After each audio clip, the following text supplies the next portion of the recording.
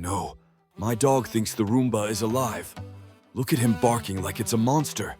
I mean, it does move around on its own. But come on, it's just a vacuum. I've tried to show him it's harmless, but he just won't listen.